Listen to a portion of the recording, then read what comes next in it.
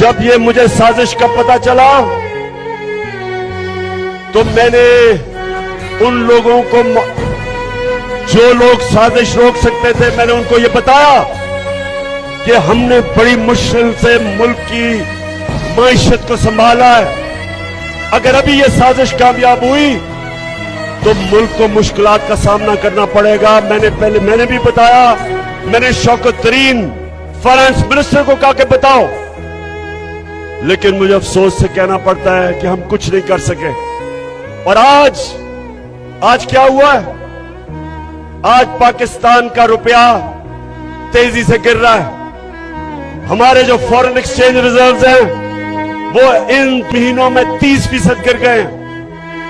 हमारी stock exchange नीचे, महंगाई, हर चीज महंगी, बिजली महंगी, आगे मजीद और महंगाई, हमारी माशत नीचे जा रही है। कौन जिम्मेदार है इसका? कौन जिम्मेदार है? बताओ आज तक के लोगों।